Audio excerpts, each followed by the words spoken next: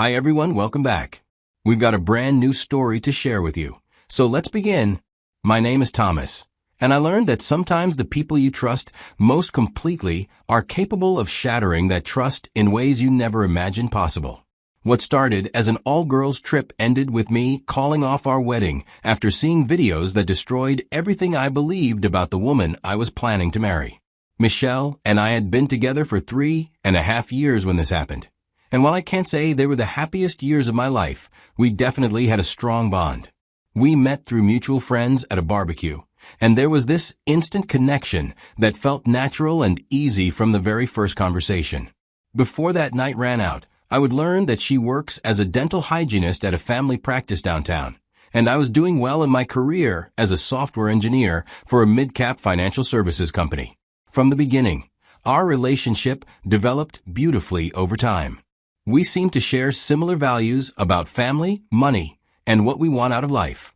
Michelle was funny and warm, someone who made friends easily, but also treasured quiet evenings at home with me. We complemented each other perfectly, and there was no doubt in my mind about what I felt for her. I had believed Michelle to be a trustworthy person. Looking back, maybe that was a mistake on my own side. But back then, she seemed to be honest about everything, from small daily things to bigger life decisions. I have never thought twice about what happens when she says she's going out with friends. She naturally shared information about where they were going and roughly when she'd be home. If someone at work was bothering her, she'd share the details with me. I saw her as an open book, and I never had any reason to question her loyalty or commitment. But after 2 years of dating, the initial zeal in a relationship sort of relaxes. We scarcely see each other during the week, so I suggested we move in together, and we did to a beautiful apartment after some months. At that point, I was working toward a senior position that would give us the financial stability to get married. Moving in gave our relationship a refresh. We developed new routines like Sunday morning coffees on the balcony, quiet walks along the river, and nights spent cooking together and sharing stories. I treasured these moments because they weren't flashy or planned. They were just us, building our life slowly and genuinely. We also had challenges of fully living together. Now I can see how well her words matched her actions, but we tried our best to sort out our misunderstandings without making it a big deal. Every laugh, shared dream, and each quiet moment boosted my belief that we were truly meant for each other. Everything felt like it was falling into place perfectly. I proposed to Michelle on our 3rd anniversary during a weekend getaway to the mountains. It was simple and romantic, just the two of us watching the sunset from a hiking trail we'd discovered earlier that day. When I got down on one knee, she started crying tears of joy before I even finished asking. We spent the rest of the weekend planning our future together and talking about how excited we were to be husband and wife. Wedding planning with Michelle was genuinely fun. She had opinions about what she wanted, but she always made sure I felt included in every decision. We chose a venue we both loved, planned a menu that reflected both our family's traditions, and created a guest list that felt like a celebration of all the relationships that mattered to us. I believed Michelle was excited about becoming my wife, and I couldn't wait to start our married life together. Michelle had a close group of friends who had stayed tight since I started dating her. These women had been through everything together: breakups, job changes, family challenges, and major milestones. I know them, and that's why when Michelle told me she was going to Vegas with the girls, there was no immediate red flag in my mind about it at first. Michelle told me that the girls eventually settled on a long weekend in Las Vegas. She spoke about how they were using the opportunity to unwind, see shows with the girls, try nice restaurants, and just have fun. I supported the idea of de-stressing, especially with her set of old friends with whom I am friends, with a few of their boyfriends. She'd never been to Vegas before, and I was happy she'd get to experience it with people who loved her and I believed I could trust. A few weeks before the trip, I was joking around with Michelle about her Vegas plans. I teasingly asked what if the boys organized and joined them on this trip. Her response was immediate. She said, "No boyfriends allowed." She said they'd all agreed to focus on themselves without any outside distractions from men. While I was joking with the question, I began to consider the notorious image Vegas had kept for a long while. Although I trusted Michelle, I shared my concerns about stories I read about women coming to Vegas and making a mess of their relationships. Michelle was firm that nothing of that nature would happen. I loved how direct and reassuring Michelle was about the boundaries she had set. I had always believed Michelle to be thoughtful about these kinds of things, so her assurance felt completely genuine and trustworthy. The week before Michelle left for Vegas, we had several conversations about how much we were going to miss each other and how excited we both were about our upcoming wedding. Michelle said she was looking forward to having some fun with her girlfriends, but that she was mostly excited about coming home to me and continuing our wedding preparations. We joked about what could go wrong, teasing each other about slot machines and silly souvenirs. We even made a small Vegas pact, a light-hearted agreement to enjoy ourselves, but to check in every evening with a quick message. We also talked about how we'd seen other couples damage their relationships by making poor choices when they were apart. Michelle laughed, saying, "I promise, Thomas, just the girls. No distractions." She said our love was too important to risk over anything temporary or meaningless. Her words felt reassuring, and I believed them completely. I remember Michelle telling me that she couldn't understand how people could throw away something real and beautiful for a few hours of fun that didn't matter. She said our relationship was the most important thing in her life, and that she was looking forward to coming home and becoming my wife. These conversations made me feel completely confident about Michelle's character and our future together. We spent that week together, never imagining that her assurances could be broken so completely. The night before Michelle left for Vegas, we had a romantic dinner at home. She showed me her itinerary and the hotel where they were staying, and we laughed about how she'd probably lose a little money at the slot machines but have fun doing it. Michelle said she'd text me updates when she could, but that she wanted to be present with her friends and not spend the whole trip on her phone. I drove Michelle to the airport and kissed her goodbye, telling her to have an amazing time and make wonderful memories with her friends. She hugged me tight and said she loved me more than anything, and that she couldn't wait to come home and tell me all about the trip. Watching her walk into the airport, I had my doubts that I was letting my woman out into the wild. But I comforted myself with the thought that she was surrounded by good friends. The first day Michelle was gone past normally. I got a few sweet texts from her saying they'd arrived safely and were settling into their hotel. She sent a picture of all the girls together in their room, looking excited and happy. I texted back, telling her to have fun, and then focused on work. The second day of Michelle's trip started out fine, too. I got a text in the morning saying they were heading out to explore the city, and another one in the afternoon with a picture of them at lunch. Everything seemed normal and exactly what I'd expected from a girl's trip to Vegas. That night, around 10 o'clock, I got a message from my friend Ryan. His girlfriend, Amanda, was one of the girls on the Vegas trip with Michelle. His girlfriend had been sending him pictures and videos of this Vegas trip, but some of what she'd captured involved Michelle in situations that he felt I needed to see. The first video Ryan sent was taken at a casino earlier that day. I could see Michelle and the other girls standing around a blackjack table, laughing and having drinks. But they weren't alone. There were several men with them, and from the body language and interactions, it was clear that these guys had approached the girls and were now part of their group. What struck me immediately was how comfortable Michelle looked with these strangers. She was engaging with them like they were old friends. This wasn't the behavior I'd expected from someone who'd promised a trip with girls only with no outside distractions. The second video Ryan showed me was taken several hours later at a nightclub. The same group of men from the casino was still with the girls, and everyone was drinking and dancing together. The atmosphere looked like a typical Vegas party scene, but what I saw next completely shattered my heart. Michelle was on the dance floor with one of the men from the casino video. She was grinding against him, moving her body in ways that were intimate and sexual, with his hands on her hips and her body pressed against his. She was smiling and laughing. It was obvious that she was drunk. I watched the video several times, hoping I was somehow misunderstanding what I was seeing. But there was no mistaking that it was the woman I am to marry in some months' time. She was willingly participating in something that completely violated everything she'd promised me before leaving for Vegas. Ryan explained that his girlfriend had sent these videos because she thought they were fun party moments to share, and he was the first as a friend to show them to me before I found them elsewhere. These videos were devastating for me to watch. Amanda apparently didn't see anything wrong with Michelle's behavior, which made me wonder if any of the other girls thought this was acceptable for someone who was engaged. I no longer replied to Ryan as I was lost in thought, trying to understand how the woman I'd planned to marry in just a few months could be doing this despite her promises. She said the trip was girls only, that there would be no outside distractions from men, and that our relationship was too important to risk over temporary fun.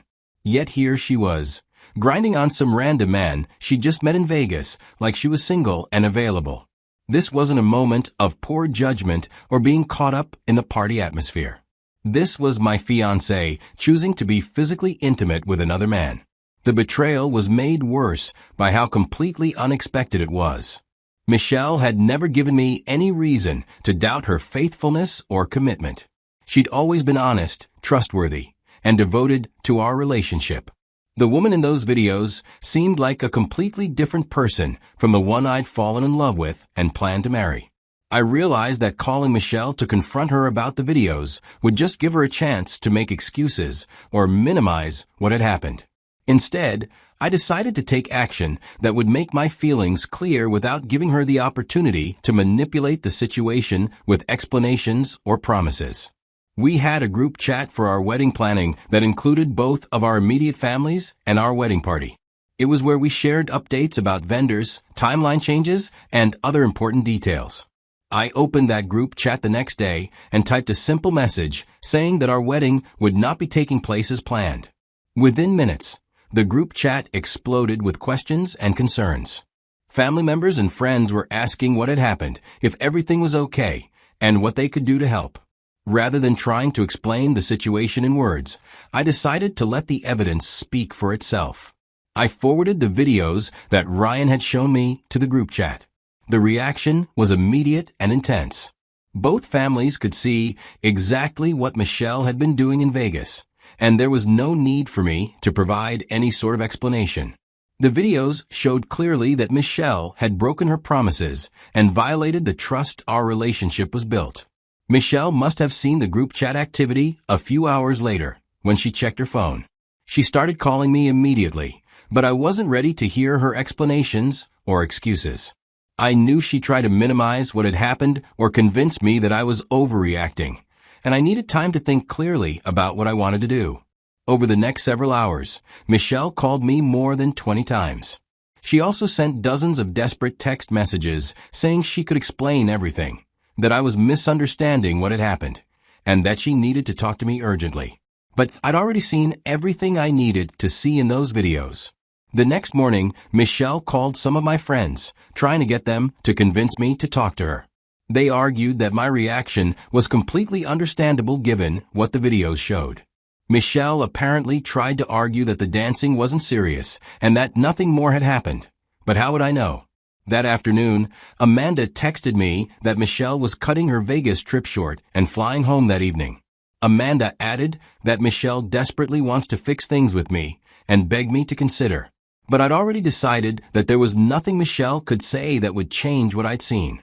While Michelle was traveling home from Vegas, I spent the day packing up all of her belongings from our shared apartment. Everything she'd brought when we moved in together, I carefully boxed and loaded it into my car. Then I drove to her parents' house and left everything on their front porch with a note explaining that Michelle would need to stay with them. When I got back to the apartment, I called a locksmith and had all the locks changed. I also started the process of removing Michelle's name from the lease and utilities. It felt harsh, but I needed to establish clear boundaries about what would and wouldn't be acceptable moving forward. It was too much work to handle in one day, but I knew this was the only way to close this chapter forever. Michelle arrived at the apartment late that evening and discovered that her key no longer worked. She called me from outside the building, crying and begging me to let her in so we could talk. She said the videos made everything look worse than it actually was, and that she was willing to do anything to save our relationship. I told Michelle through the door that I'd moved her belongings to her parents' house, and that she needed to stay there while we figured out what came next. She kept insisting that we needed to talk face to face, that she could make me understand that what happened wasn't as serious as it looked. But I'd seen what I needed to see. Over the following days, Michelle enlisted friends and family members to try to convince me to give her another chance. Her mother called to tell me that Michelle had made a terrible mistake, but that it didn't reflect who she really was. Her sister came to my workplace to ask if I would listen to Michelle's explanation before making any permanent decisions. But none of these character witnesses could explain away the fundamental issue. Michelle had made specific promises to me about how she would conduct herself in Vegas, and then completely failed those promises when she was in a situation where she thought I'd never find out. After a week of pressure from Michelle's family and friends, I finally agreed to meet with her to discuss what had happened. We met at a neutral coffee shop where we could talk without the conversation becoming too emotional or heated. Michelle immediately started explaining how the men had approached them at the casino, how the group had been buying drinks and showing them around Vegas, and how the dancing at the club had just been part of the party atmosphere. But Michelle's explanations just confirmed what I'd already concluded from the videos. She was describing exactly the kind of scenario she'd promised wouldn't happen, meeting men while out with her friends and allowing those men to become part of their celebration. The physical intimacy was just the visible result of choices she'd been making throughout the evening. Again, how will I know if something else happened behind the camera?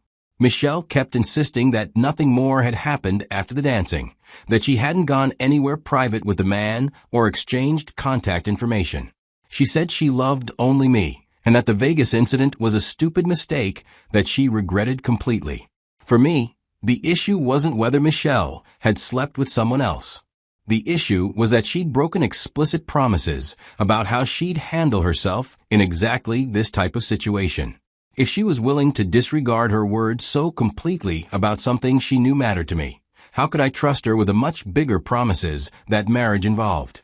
Michelle started crying and begging me not to give up on our relationship over one night of poor judgment.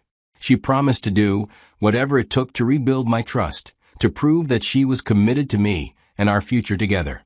But she'd made similar promises before leaving for Vegas, and those promises hadn't held up when tested.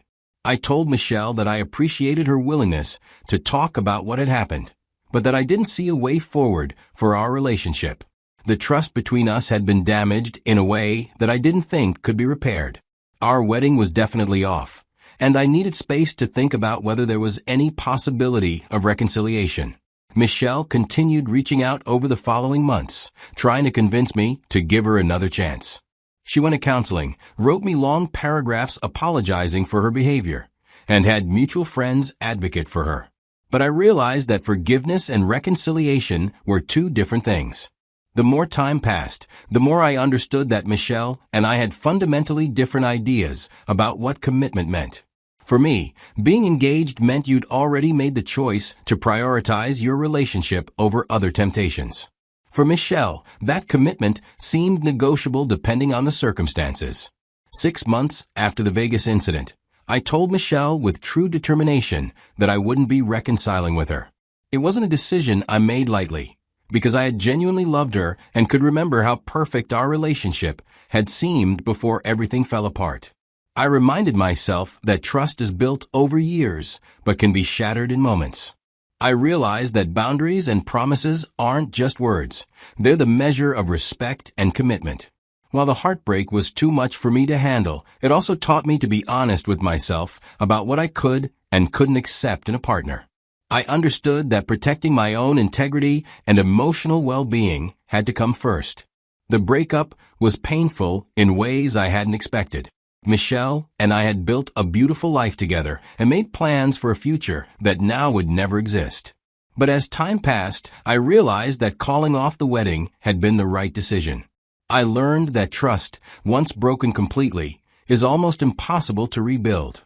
Even if Michelle had been sincere about changing, I wasn't sure I had the emotional energy to constantly wonder whether she was keeping her promises or making choices that aligned with our relationship.